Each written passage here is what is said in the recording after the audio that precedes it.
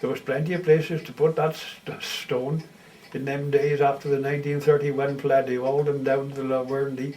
They said the 1931 flood through falls in different places. It tore terrific holes down the Bryn. It washed the Bryn clean out in 1931. I got a photo of that. And when I was filling that stone, there was a guy Pritchard was just down the road with the guy. They stole sidings off the road. And he said to me after, I couldn't see, he was behind the yard and there was a big eye edge there. He said, "You frightened my horse." He said he bolted. I was all in sidings off the road. And he went all the way down the Bryn and he went right into Longtown with an open cart. He never broke nothing. He said, "You frightened him throwing stone in the cart." Oh.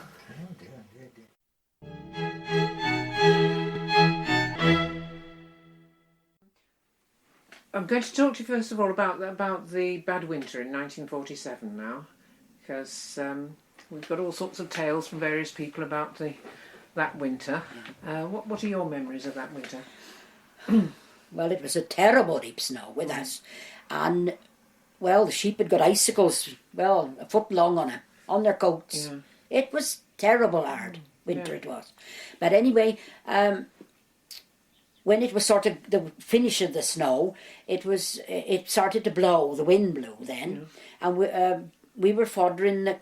My brother and I were foddering the cattle, and we just got down in the front, like a range, as we'd call, in front of the cattle, and the barn door blew down, like just whop on the floor.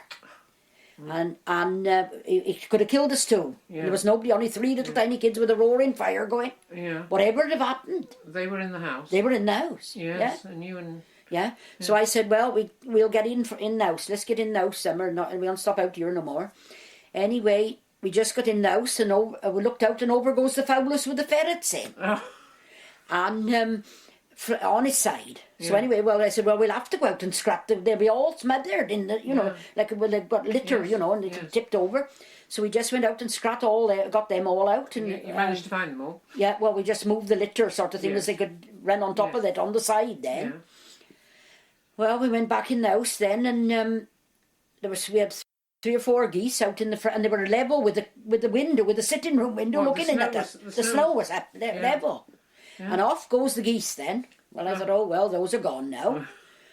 And in a few minutes, bang, upstairs, and half the window had blown out.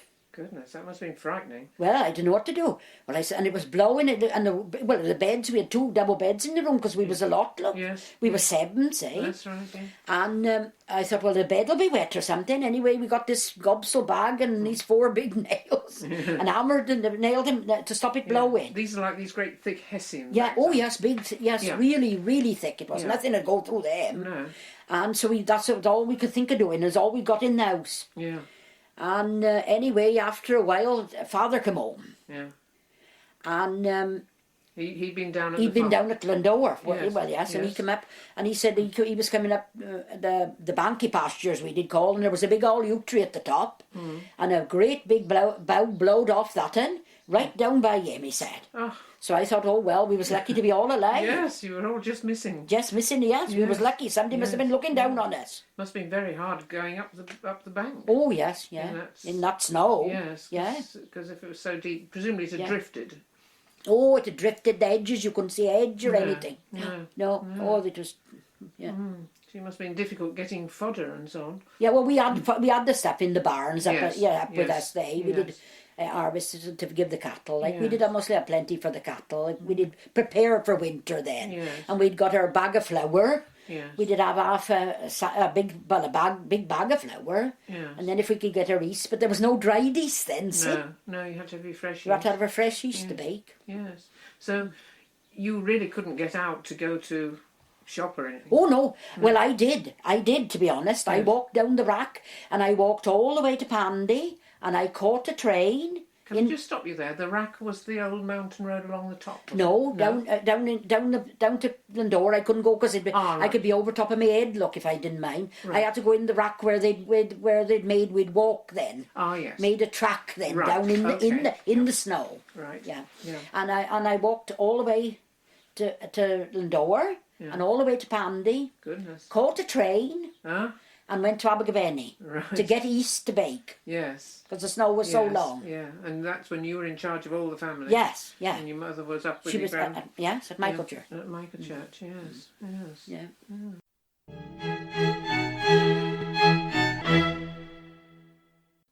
Agricultural engineer and spent most of my life tractors and machinery and working in this area, educated down at Abergavenny and worked for the War Agricultural Committee during the war in my early days.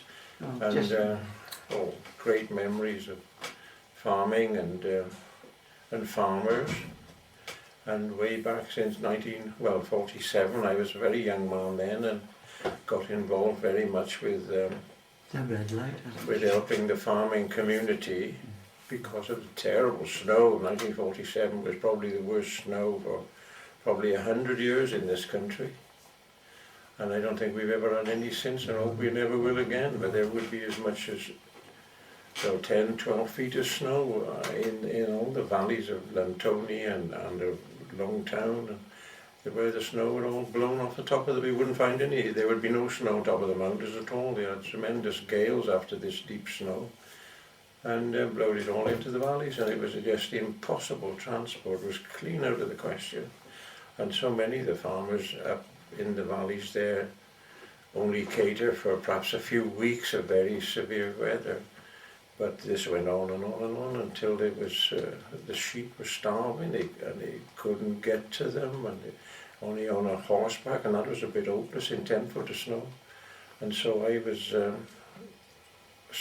suppose, ordered by the War Agricultural Committee to get trailers and take the hay from where it could be delivered to places like Pandy and Landbeangled and that, and the bread for the farmers and the cottages up in the village at Longtown and the other valley, and just loaded these old trailers up, and it'd be almost impossible to take a whole day to go from Pandy to Llanveno and back, because we would be getting stuck and having to dig underneath this whole thing, and it was almost impossible, and there'd be a gang of us, and it was perishing cold. I shall never forget it. But it was a question of survival, and it hadn't have been for us lot. I just don't know how people would have managed. They couldn't get anywhere from there. There was no cars, buses, no nothing.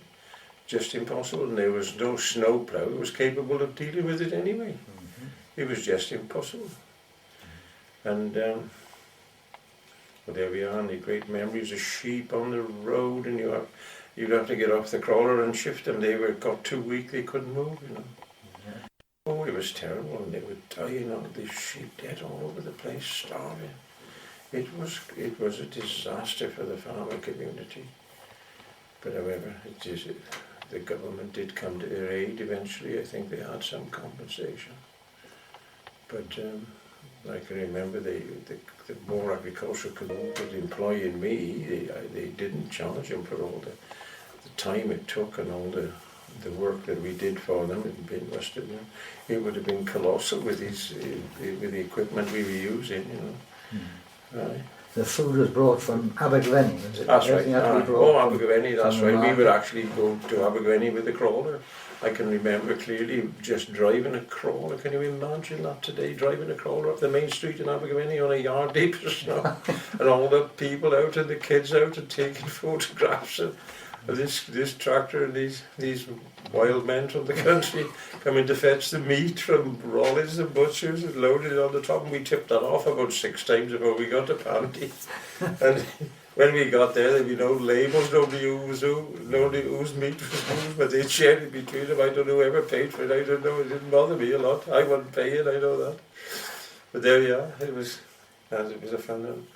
Loaves of bread and sacks of bread for people. Well, what a disaster.